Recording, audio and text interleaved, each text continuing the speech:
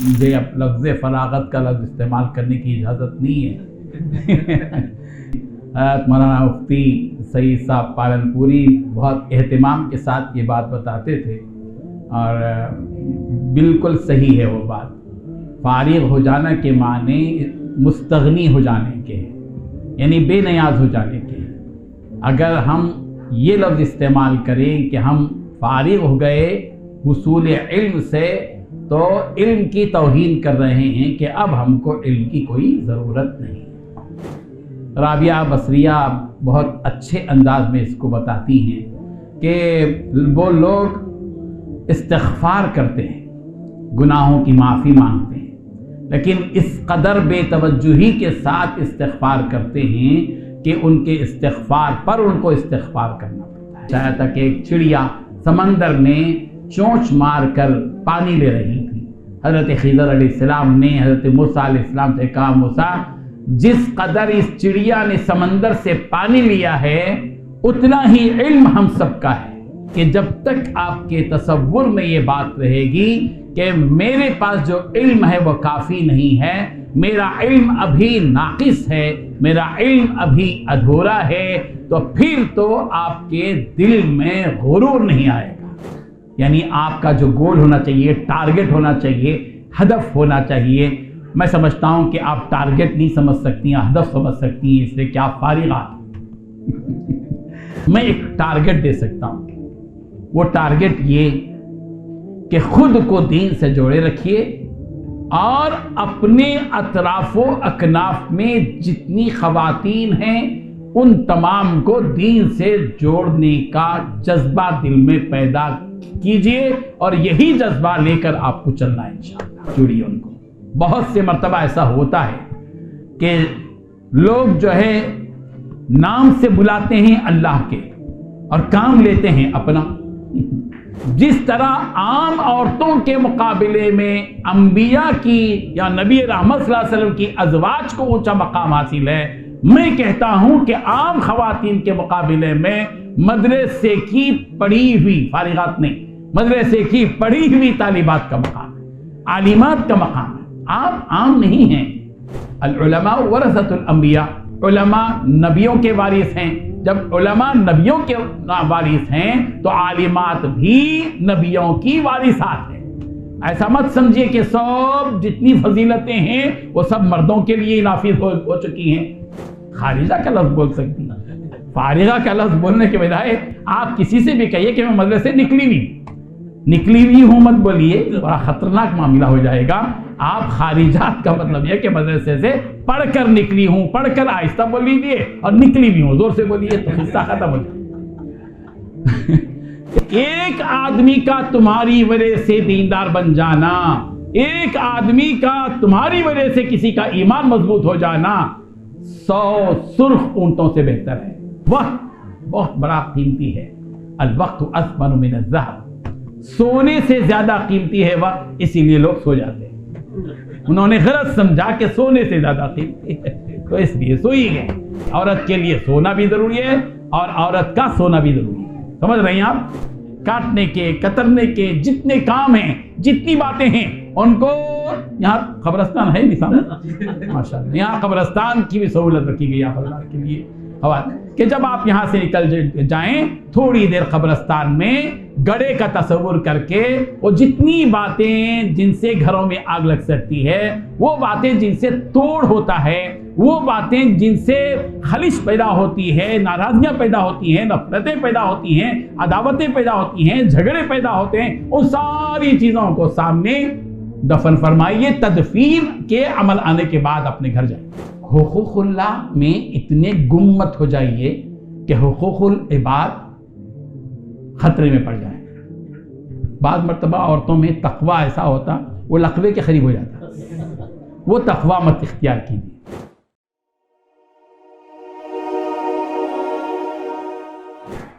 الحمدللہ وکفا وسلام علی عبادہ الذین اصطفى، اما بعد۔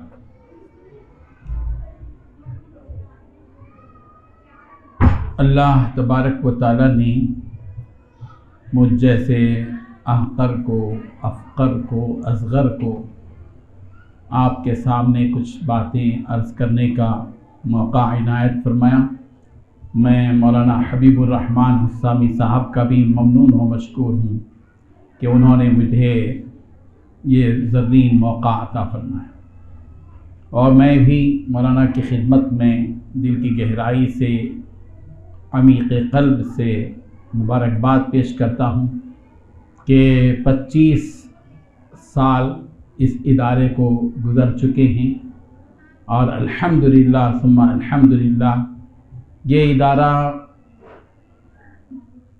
اپنے تمام اطراف و اکناف کی طالبات کے لیے اور دوسرے تمام افراد کے لیے رہنمائی کا، رہبری کا، بلکہ ہدایت کا ذریعہ بنا ہے، اور کافی کچھ یہاں کے حالات بدلے ہیں۔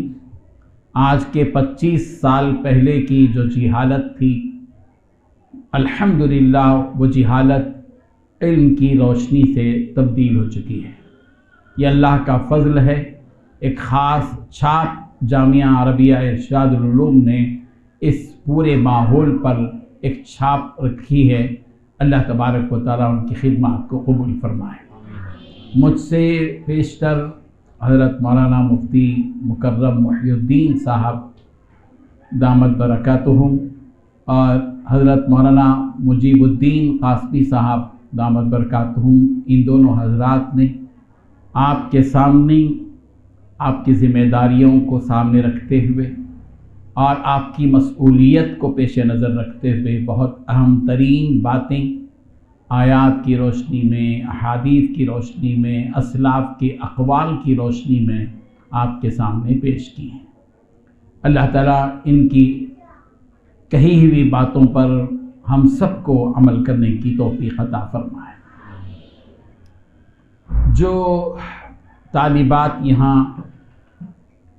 ہو سکتا ہے کہ 10 سال پہلے یہاں سے فارغ ہو کر گئی ہوں، مجھے اب لفظ فراغت کا لفظ استعمال کرنے کی اجازت نہیں ہے اس لیے کہ مفتی مولانا مفتی سعید صاحب پالنپوری بہت اہتمام کے ساتھ یہ بات بتاتے تھے، اور بالکل صحیح ہے وہ بات۔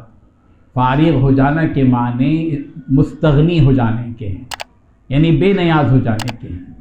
اگر ہم یہ لفظ استعمال کریں کہ ہم فارغ ہو گئے حصول علم سے، تو علم کی توہین کر رہے ہیں کہ اب ہم کو علم کی کوئی ضرورت نہیں۔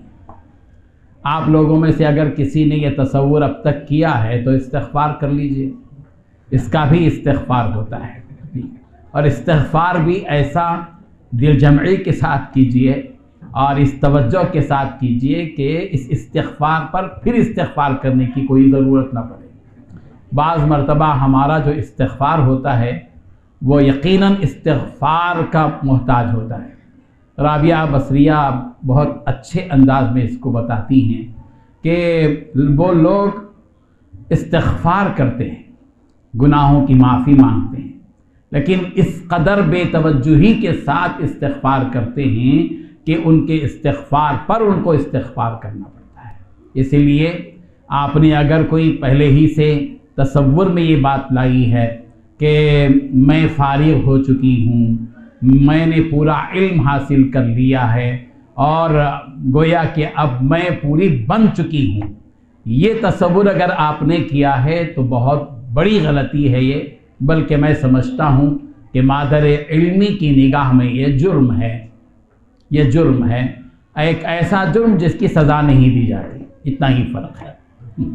تو بہرحال آپ جو ہے اپنے بارے میں ذہن میں رکھیے، اور ایک بات ذہن میں رکھیے کہ یہ جو علم آپ نے حاصل کیا، میں صرف آپ پر الزام نہیں رکھتا ہوں، میں خود اپنے آپ کو شریک کر کے کہتا ہوں کہ جو کچھ علم ہم نے اپنے مادر علمی سے حاصل کیا ہے، یہ علم سمندر میں کا ایک قطرہ ہے، اور یہ تو آپ کے لیے قطرہ ہے اور میرے لیے تو قطروں کو 1000 درجے جو ہے تقسیم کر دیے جائے تو اس میں سے ایک ہے۔ اس لیے کہ اللہ کا جو علم ہے اور اللہ تبارک و تعالیٰ کے پاس جو علوم کے خزانے ہیں، علوم کے جو سمندر پروردگار کے پاس ہیں، ان میں سے ہم ایک قطرہ بھی نہیں لے سکتے۔ حضرت خضر علیہ السلام نے یہی حقیقت حضرت موسیٰ علیہ السلام کو سمجھائی تھی کہ کہا تھا کہ موسیٰ جانتے ہو کہ تمہارا ہمارا جو علم ہے وہ کتنا ہے؟ کہا کہ بتائیے. کہا کہ دیکھیے ان کے سامنے ہی واقعہ پیش آیا تھا کہ ایک چڑیا سمندر میں چونچ مار کر پانی لے رہی تھی. حضرت خضر علیہ السلام نے حضرت موسیٰ علیہ السلام سے کہا موسیٰ جس قدر اس چڑیا نے سمندر سے پانی لیا ہے اتنا ہی علم ہم سب کا ہے. اگر یہ تصور اگر آپ کے پاس آتا ہے تو اس سے دو فائدے ہوتے ہیں. ایک فائدہ تو یہ ہوگا کہ آپ کے اندر اور مزید علم حاصل کرنے کی حرص پیدا ہوگی کہ ہم نے جو کچھ حاصل کیا وہ کافی نہیں ہے، وافی نہیں ہے، بلکہ بہت کچھ باقی ہے جس کو جو علم ہم کو حاصل کرنا ہے. ایک فائدہ تو یہ ہوگا. اور پھر آپ لگاتار پڑھتے رہیں گی. اور علم کا مسئلہ یہ ہے کہ ہر چیز کی ایک مدت ہوتی ہے، ہر چیز کی ایک مدت ہوتی ہے. شرارت کی ایک مدت، فلاں کی ایک مدت، فلاں کی ایک مدت. لیکن زندگی میں ایک ایسی چیز ہے جو مہد سے لحد تک ہے، یعنی گہوارے سے لے کر وہ جو آخر میں جب آدمی کو اٹھایا جاتا ہے، اس کو ہمارے پاس پنجری بھی کہتے ہیں، یا یہ کہ موت تک کہیے، گہوارے سے موت تک یہ علم ہم سب کو حاصل کرنا ہے. اسی لیے یہ مت سمجھیے کہ آپ نے ارشاد العلوم سے جو کچھ حاصل کیا وہ بہت کچھ ہو گیا، ہم کو اب بدہضمی ہو جائے گی اور مزید پڑھیں گے اور دماغ خراب ہو جائے گا اور ہمارا بھیجا ہل جائے گا. ایسا کچھ نہیں ہے. یہ علم وہ ہے جس علم کے حاصل کرنے کے بعد دماغ اور زیادہ درست ہوتا ہے اور خراب نہیں ہوتا. اس علم کو ایک فائدہ میں نے بتایا آپ کو. دوسرا فائدہ اس کا یہ ہے کہ جب تک آپ کے تصور میں یہ بات رہے گی کہ میرے پاس جو علم ہے وہ کافی نہیں ہے، میرا علم ابھی ناقص ہے، میرا علم ابھی ادھورا ہے، تو پھر تو آپ کے دل میں غرور نہیں آئے گا. غرور نہیں آئے گا. اگر میں یہاں بیٹھ کر یہ سمجھوں کہ میں اتنے طالبات کے سامنے بلکہ فارغات کے سامنے وہی فارغات لفظ نکلتا ہے، تو بہرحال ان کے سامنے میں بیان کر رہا ہوں تو میرا علم تو ماشاءاللہ بہت زیادہ ہے. اگر یہ بات میرے ذہن میں آتی ہے تو میں مغرور ہوں، اور مجھے جیسے مولانا حبیب الرحمن صاحب آپ کو سند دے رہے ہیں سند شرکت کے، ویسے ہی مجھ کو سند دی جائے سند غرور کی سند لے لینا چاہیے. اگر میرے ذہن میں یہ بات آ رہی، اللہ نہ کرے کہ ہمارے وسوسے میں بھی یہ بات آئے، زبان سے نکلنا تو دور کی بات ہے، ہمارے دل میں جو وسوسے آتے ہیں ان وسوسوں میں بھی غرور نہیں آنا چاہیے. بولنا تو دور کی بات ہے، کسی سے یہ کہنا کہ میں عالمہ ہوں، میں فاضلہ ہوں، اور ہم تو 100 رکعت تہجد پڑھتے ہیں، اور ہمارا مسئلہ تو عام لوگوں کے مقابلے میں بالکل نرالا ہے، الگ ہے. اور پھر ہماری صلاحیت ایسی ہے کہ جب ہم پڑھا کرتے تھے تو ہمارے جو نمبرات تھے وہ 90 سے کم نہیں ہوتے تھے. یہ سب بہکی گمراہی کی باتیں. ان باتوں کو چھوڑ دیجیے، خدا را چھوڑ دیجیے، اس سے کوئی فائدہ نہیں ہوگا، سوائے یہ کہ جس کے سامنے اس قسم کی باتیں آپ کہیں گی ان کے دل میں آپ نفرت کا بیج بوئیں گی، اور آپ کے سلسلے میں ان کے دل میں بدگمانی ہی پیدا ہو سکے گی. کوئی اچھا گمان آپ سے اور کوئی محبت آپ کی ان کے دل میں ہرگز نہیں بیٹھ سکے گی. ایک تو یہ ہے. اسی لیے اپنی زندگی کا ایک گول بنائیے. گول بولتے ہی آپ کے سامنے گول چیز آ جاتی ہے. زمین گول ہے، فٹ بال گول ہے. یہ گول جو ہے اس کا مقصد ہے یعنی آپ کا جو گول ہونا چاہیے، ٹارگٹ ہونا چاہیے، ہدف ہونا چاہیے. میں سمجھتا ہوں کہ آپ ٹارگٹ نہیں سمجھ سکتی ہیں، ہدف سمجھ سکتی ہیں، اس لیے کہ آپ فارغات. تو بہرحال کہ ہدف آپ کا کیا ہونا چاہیے، آپ اپنی زندگی کا ایک مقصد بنائیے. دیکھیے ایک مقصد تو ہمارے اور اللہ کے درمیان کا ہے، وہ تو ہے اللہ کے فرما بردار بن جانا، وہ تو ہے اللہ کی عبادت کرنا. وما خلقت الجن والانس الا لیعبدون، کہ ہماری بعثت، ہماری خلقت کا مقصد، ہماری تخلیق کا مقصد، ہمارے پیدا کیے جانے کا جو مقصد ہے وہ تو اللہ کی عبادت ہے. وہ اپنی جگہ ایک مقصد ہے، اور بھی مقاصد اس سے زندگی سے جوڑے جا سکتے ہیں، وہ اس کے حصے ہیں، وہ ضمنی طور پر ہیں۔ آپ کو بھی اپنی زندگی کا ایک گول بنانا چاہیے، مقصد بنانا چاہیے۔ بے مقصد کی جو زندگی ہے، روٹین والی جو زندگی ہے، یا اب تک جو کرتے آ رہے تھے وہ زندگی ہے، یا ہمارے اپنے خاندان اور اپنے گھریلو سسٹم میں جو کام ہوتا آیا ہے اسی کو آپ پروان چڑھا رہی ہیں، اسی کو بلکہ آپ ترقی دے رہی ہیں، بلکہ اسی سیڑھی پر آپ چڑھتے چڑھتے چلی جا رہی ہیں، اور آپ کو خود پتہ نہیں ہے کہ آپ کی منزل کدھر ہے۔ تو یہ زندگی نہیں ہوتی۔ زندگی ایک مقصد کو لے کر چلنا ہوتا ہے۔ آپ اپنی زندگی کا ایک مقصد بنائیے۔ آج کے اس ماحول میں، جس ملک میں ہم جی رہے ہیں، آج کے ان تمام حالات میں آپ کو میں ایک ٹارگٹ دے سکتا ہوں۔ وہ ٹارگٹ یہ کہ خود کو دین سے جوڑے رکھیے، اور اپنے اطراف و اکناف میں جتنی خواتین ہیں ان تمام کو دین سے جوڑنے کا جذبہ دل میں پیدا کیجئے، اور یہی جذبہ لے کر آپ کو چلنا ہے انشاءاللہ۔ آپ سے جتنے لوگ جڑ رہے ہیں، آپ اپنے سے مت جوڑیے ان کو۔ بہت سے مرتبہ ایسا ہوتا ہے کہ لوگ جو ہے نام سے بلاتے ہیں اللہ کے، اور کام لیتے ہیں اپنا ہے۔ نام سے اللہ کے بلانا اور کام اپنا کرنا، اللہ کے نام سے بلانا کہ اللہ سے جوڑیں گے، اور اللہ سے جوڑنے کا سبق تو آگے رہے گا، اور پھر سب کو اپنی طرف جوڑتے رہیں گے۔ لوگوں کو اللہ سے جوڑنے، اور لوگوں کو دین سے جوڑنے، لوگوں کو نبی کی سیرت سے جوڑنے، لوگوں کو قرآن کے پیغام سے جوڑنے، اور لوگوں کو دین اسلام سے جوڑنے کی فکر کے ساتھ آپ یہ کام کیجیے۔ آپ کو میدان میں اترنا ہے۔ آپ کی زندگی کا ٹارگٹ ہونا چاہیے کہ آپ صرف صبح سے شام تک دیگر خواتین کی طرح آپ ان کی طرح نہیں ہیں۔ امہات المومنین سے یہ بات کہی گئی ہے کہ تمہارا مقام عام عورتوں کی طرح نہیں ہے، تمہارا اپنا اونچا درجہ ہے۔ جس طرح عام عورتوں کے مقابلے میں انبیاء کی یا نبی رحمت صلی اللہ علیہ وسلم کی ازواج کو اونچا مقام حاصل ہے، میں کہتا ہوں کہ عام خواتین کے مقابلے میں مدرسے کی پڑھی ہوئی فارغات نہیں، مدرسے کی پڑھی ہوئی طالبات کا مقام ہے، عالمات کا مقام ہے۔ آپ عام نہیں ہیں، آپ کا درجہ عام نہیں ہے۔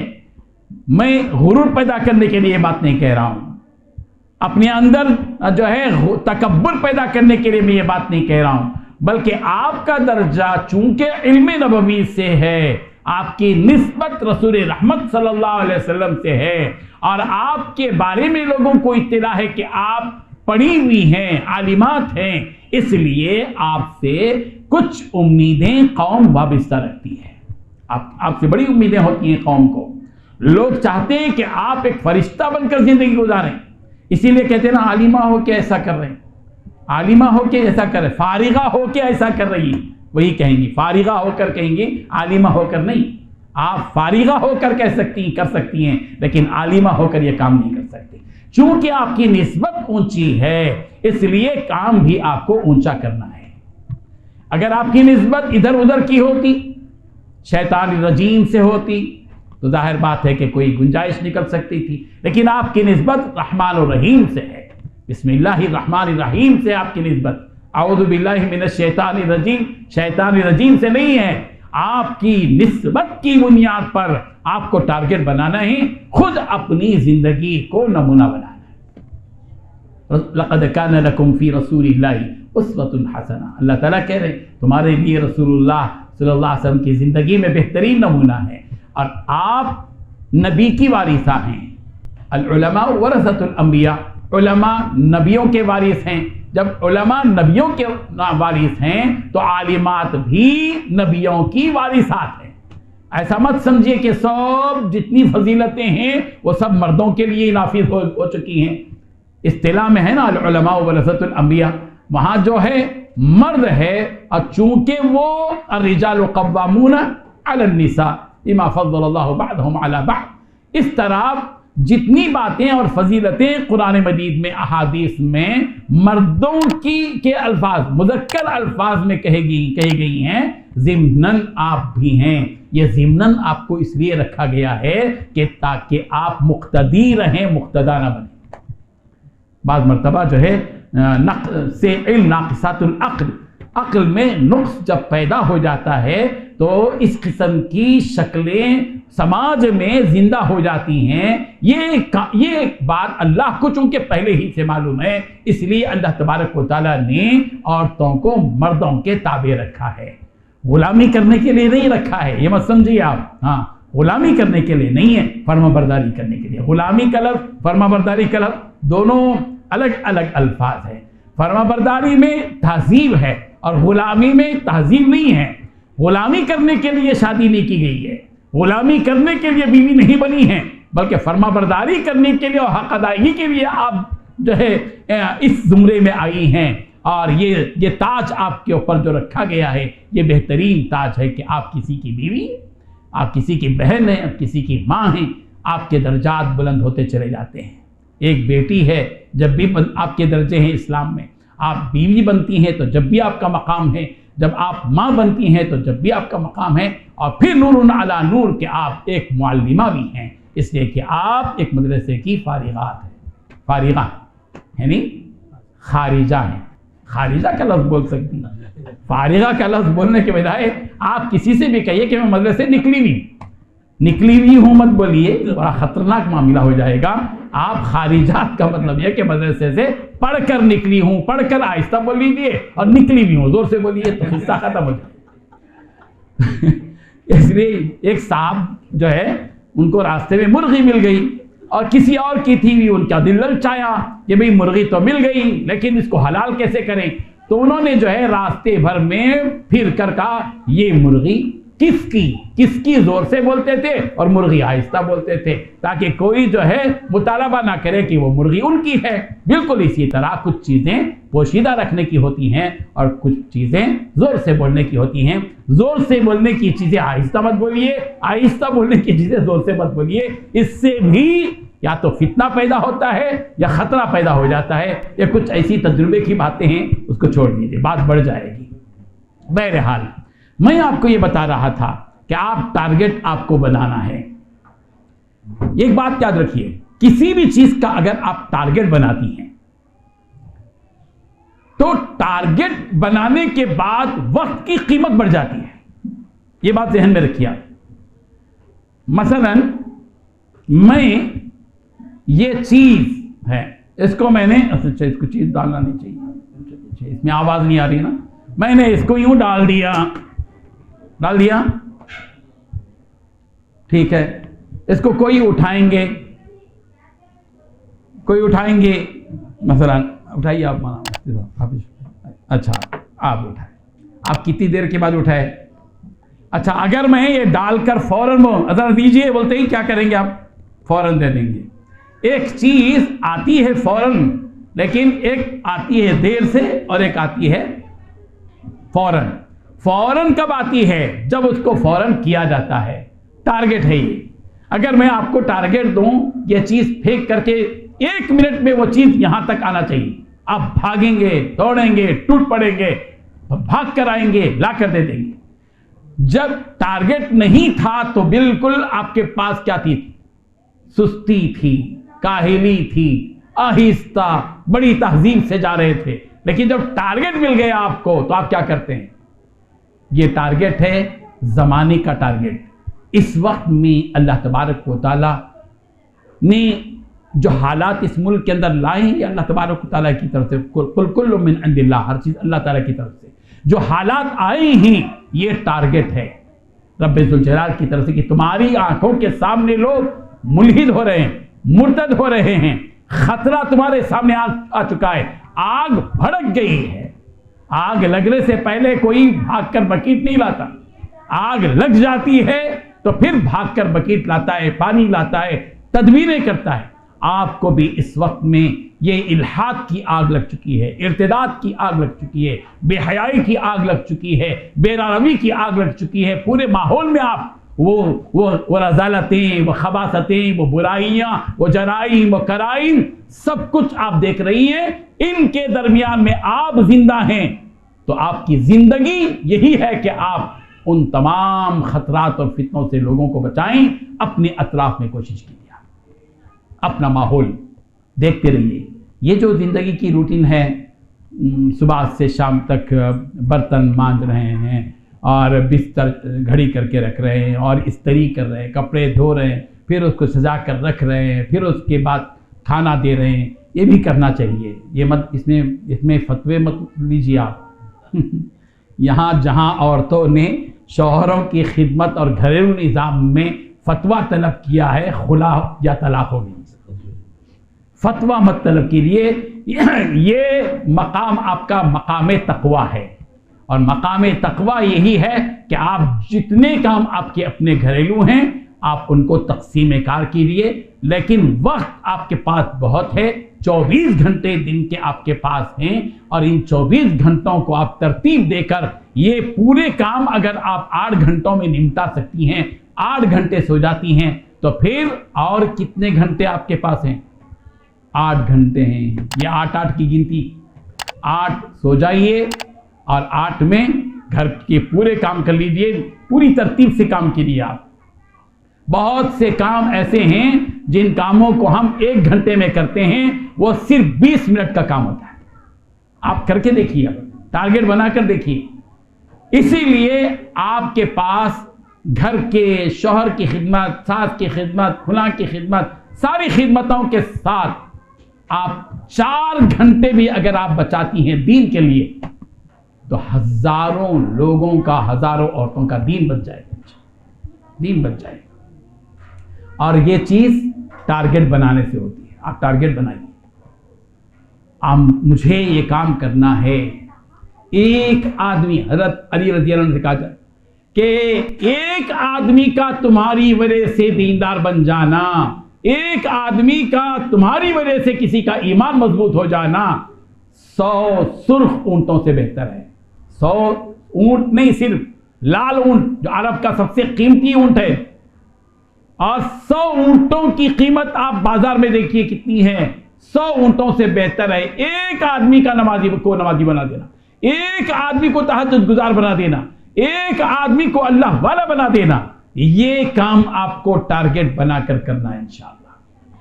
وقت بہت بڑا قیمتی ہے، الوقت اثمن من الذهب، سونے سے زیادہ قیمتی ہے وقت، اسی لیے لوگ سو جاتے ہیں۔ انہوں نے غلط سمجھا کہ سونے سے زیادہ قیمتی ہے، تو اس لیے سوئی گئے۔ آپ اپنے وقت کو اس میں مت سو جائیے، آپ سونا آپ کا ضروری ہے۔ آپ نہیں سوئیں گی تو سب کو بیدار رکھیں گی۔ عورت کا سونا بھی ضروری ہے، عورت کے لیے سونا بھی ضروری ہے اور عورت کا سونا بھی ضروری ہے۔ سمجھ رہی ہیں آپ؟ ہاں، عورت کے لیے وہ سونے کے بغیر زندہ نہیں رہ سکتی اور سوئے بغیر زندہ نہیں رہ سکتی، اسی لیے آپ کو سونا بھی ہے اور آپ کے لیے سونا بھی چاہیے، لیکن سو جائیے۔ ایک بادشاہ سے ایک بزرگ نے کہا کہ حضرت مجھے کچھ نصیحت فرمائیے، تو بزرگ نے بادشاہ سے کہا کہ آپ سو جائیے۔ بادشاہ کو غصہ آیا، حضرت میں نصیحت پوچھ رہا ہوں، مجھے کچھ نصیحت کیجیے اور آپ مجھ سے کہہ رہے کہ آپ سو جائیے۔ تو بزرگ نے فرمایا جب تک آپ سوئے رہیں گے قوم آپ کے ظلم سے بچے رہے گی، اسی لیے آپ کا سونا ہی آپ کے جاگنے سے بہتر ہے۔ بعض مرتبہ عورتوں کا سو جانا ہی بہتر ہے، لیکن آپ کا شمار ان عورتوں میں نہیں ہے۔ آپ تو ماشاءاللہ فارغات ہیں، نہیں ہیں، فارغات نہیں، خارجات ہے۔ چلیے جو بھی ہے آپ، مگر آپ ایک مدرسے کی فارغ خاتون ہیں، الحمدللہ اللہ نے آپ کو نسبت رکھی ہے۔ اب رہی بات ہے کہ آپ کو کرنا کیا ہے۔ دیکھیے آپ کے ماحول میں ایک تو آپ کا اپنا گھرانہ ہے، وہ تو آپ جو ہے چلتے پھرتے ہی اپنے گھرانے کو دیندار بنا سکتے ہیں، اس کے لیے کوئی خاص وقت دینے کی ضرورت نہیں۔ بچوں کی پرورش ہے، کر سکتی ہیں اپنی جو ہے گھر کے افراد خاندان کو آپ چلتے پھرتے ہی دیندار بنا سکتی ہیں۔ رہا مسئلہ آپ کے رشتہ داروں میں، آپ کے پڑوس میں، آپ کے محلے میں، ان کی آپ کو فکر کیجیے۔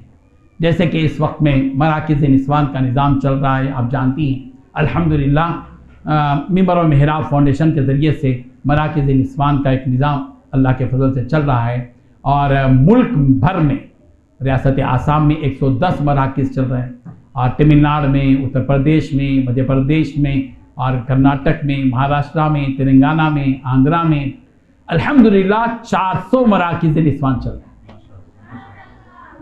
آج آپ کو ٹارگٹ بنانا ہے، اگر یہاں 60 70 100 خواتین آئی ہوئی ہیں جو یہاں سے پڑھ کر فارغ ہوئی ہیں، ٹھیک ہے، تو میں یہ کہتا ہوں کہ آپ میں سے ہر ایک کو کم سے کم اپنے علاقے میں ایک مرکز نسوان قائم کرنا چاہیے، جس میں نوجوان لڑکیاں اور عورتیں تعلیم حاصل کریں، روزانہ 2 گھنٹے کی ترتیب پر۔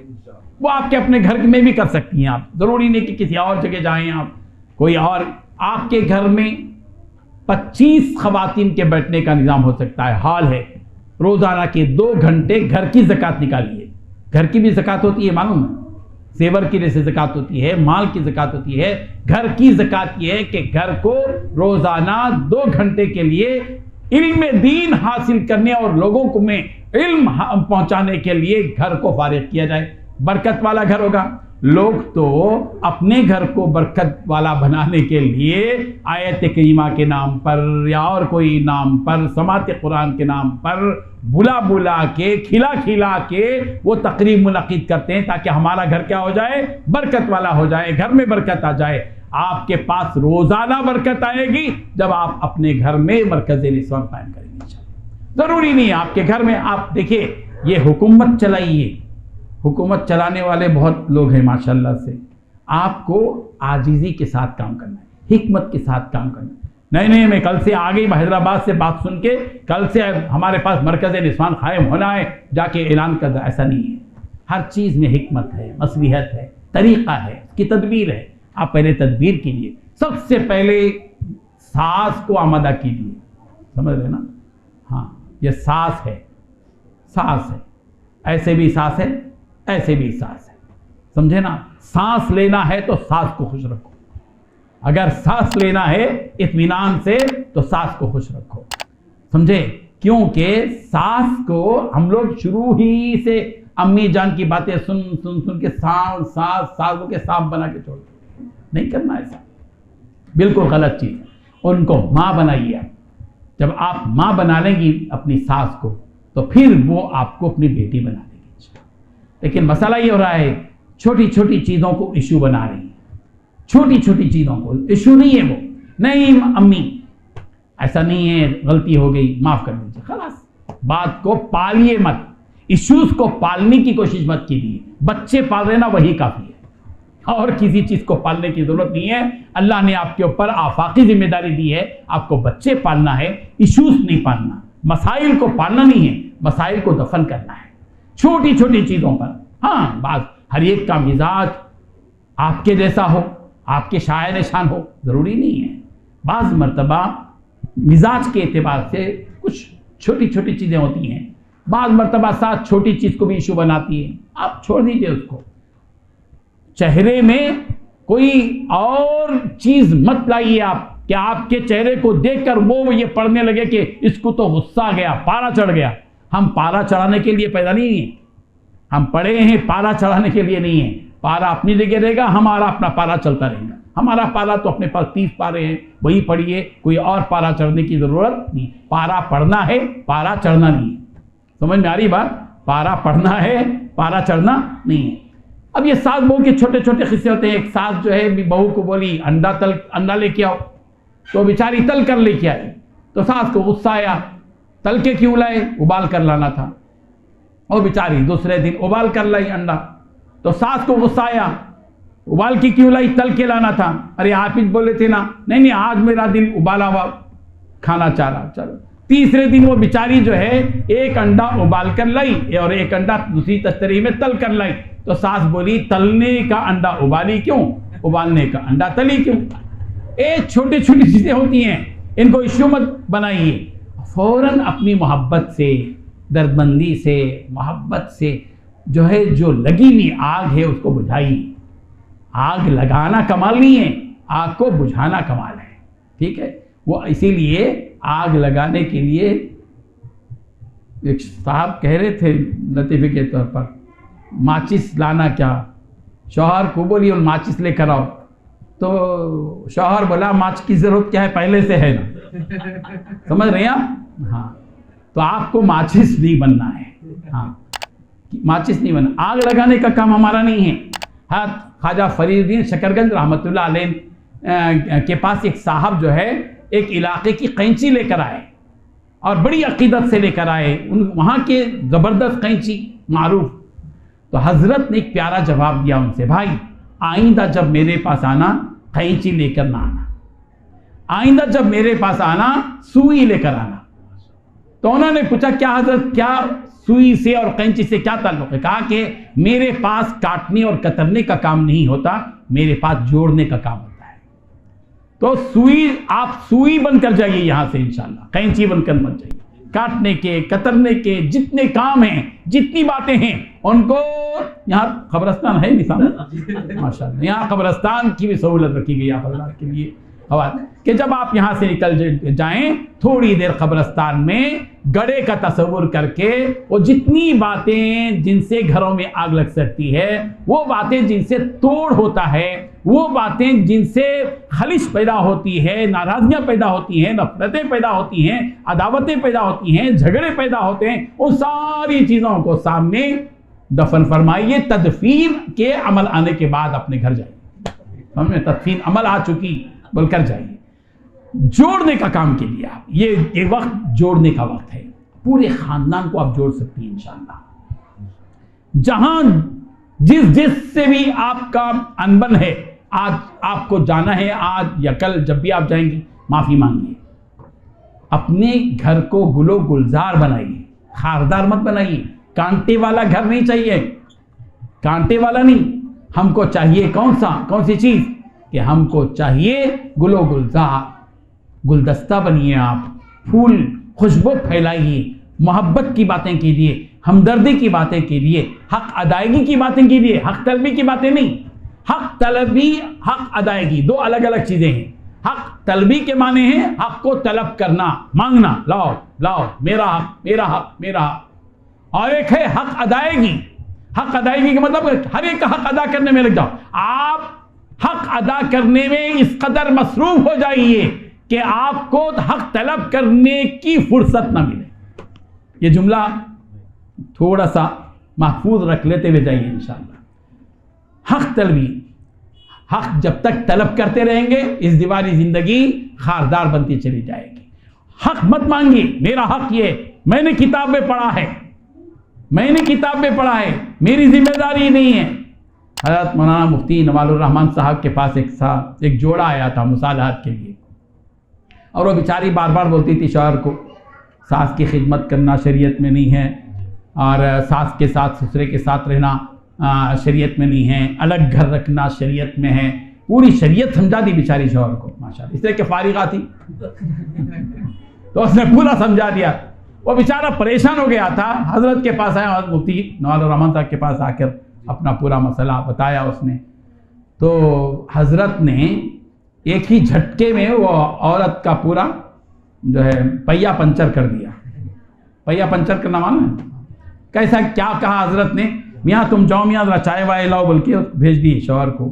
بولے تم شریعت میں پورا پڑھے نہیں مسائل؟ ہاں پڑھے، یہ جائے یہ تمہارے اوپر نہیں، وہ تو ٹھیک ہے، تمہارے شوہر کو بھی میں ایک مسئلہ بتا رہا ہوں، بولوں کیا مجھے کیا صاحب؟ میں بھی تمہارے شوہر کو یہ بولتا ہوں شریعت میں ایک سے زیادہ شادی کرنا جائز ہے، خلاص بولوں کیا؟ نکو حضرت، آج سے میں پوری شوہر کی فرما بردار بن کر ہوں۔ تو ایک بات ہی میں پہیا پنچر ہو جاتا ہے۔ اسی لیے یہ جو چیزیں ہیں نہیں گھریلو، ان کو ایشو مت بنائیے، محبت اور پیار سے لے کر چلیے، کیونکہ اگر یہ الجھنوں میں آپ رہیں گی خدمت نہیں کر سکیں گے آپ، یہ بات یاد رکھیے۔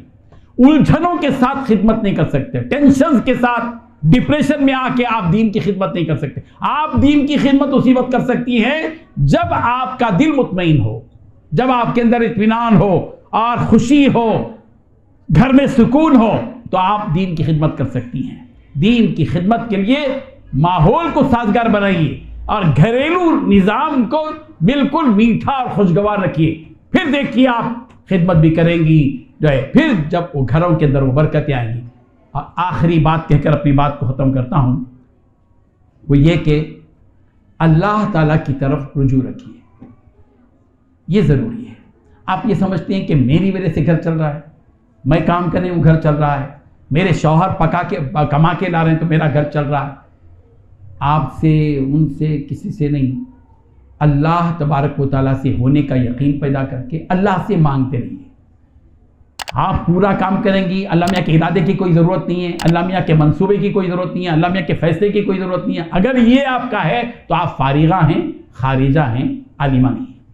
آپ اگر واقعی عالمہ ہیں تو آپ اس تصور کے ساتھ، اس یقین کے ساتھ کام کیجیے کہ جو کچھ میں کر رہی ہوں یہ میں نہیں کر رہی ہوں، میرا رب کر رہا ہے، اس کی توفیق سے کر رہی ہوں، اس کے ارادے سے کر رہی ہوں، اس نے منصوبہ بنایا تھا، اس کے منصوبے کی وجہ سے میرے یہ کام ہو رہے ہیں۔ اس یقین کے ساتھ کام کیجیے، اللہ سے بھیک مانگیے۔ اور یہ ایک بات، وہی آخری بات بولتے ہیں، آخری ہوتی نہیں وہ، خیر یہ آخری ہے ٹھیک ہے، وہ یہ کہ حقوق اللہ میں اتنے گم مت ہو جائیے کہ حقوق العباد خطرے میں پڑ جائیں۔ بعض مرتبہ عورتوں میں تقوی ایسا ہوتا وہ لقوے کے قریب ہو جاتا، وہ تقوی مت اختیار کیجیے۔ بہت گہری بات ہے، اس کو ذہن میں رکھیے آپ۔ تقوی ایسا اختیار مت کیجیے جو شوہر کے لیے لقوہ ہو جائے، سمجھ رہے ہیں، ساس کے لیے لقوہ ہو جائے۔ تقوی یہ ہے کہ آپ پورے حقوق ادا کر کے اپنی عبادت کیجیے۔ ہاں، جب آپ عبادت اللہ کی کر رہی ہیں اور آپ کی عبادت کی وجہ سے کوئی حق جو ہے متاثر ہو رہا ہے، آپ کی ذمہ داری جو ہے متاثر ہو رہی ہے، تو پھر تو یہ آپ کی تہجد میں جو ہے مقبولیت کے آثار کا نظر آتے ہیں۔ بات سمجھ میں آ رہی میری؟ ماشاءاللہ، یہ چند باتیں تھیں۔ میں اصل میں دوسری تقریر نوٹ کر کے لایا تھا، وہ 10 نکات تھے، ان میں سے ایک نکتہ بھی نہیں آیا۔ اب شروع کروں نکتے؟ نہیں، تو ایک نکتہ تھا، وہ 10 نکتے تھے، 10 نکتوں کے ایک کے 10 نکتے تھے، تو پھر تو آپ جو ہے یہیں رہ جاتی تھی، وہ سند بھی نہیں ملتی تھی آپ۔ بہرحال پھر کبھی بات کریں گے انشاءاللہ اس سلسلے میں۔ اللہ تبارک و تعالیٰ آپ کو مقبول فرمائے، قبولیت عطا فرمائے۔ اللہ سے قبولیت کی دعا کرتے رہیے، اے اللہ جو کچھ کام کی ہوں میرے حساب سے کی ہوں، آپ کے شایان شان نہیں کی ہوں، پروردگار میرے اس عمل کو قبول کر لیجیے۔ اللہ سے بھیک مانگتے رہیے، بھکاری بننا۔ میں اپنے رب سے کہوں گا اے اللہ ہم بھکاری ہیں، ہم نے اپنے دونوں ہاتھ اٹھا کر بھیک ہی تو مانگی ہے۔ ہمارے لیے لفظ بھکاری سے بہتر کوئی لفظ نہیں ہے۔ ہمارے لیے اللہ سے اگر ہم مانگ رہے ہیں تو اس سے بہتر کوئی اور چیز نہیں ہے۔ اس لیے اللہ تبارک و تعالیٰ سے بھیک مانگتے رہیے۔ اللہ تعالیٰ ہم سب کے عمل کو قبول فرمائے۔ وآخر دعوانا ان الحمد للہ رب العالمین۔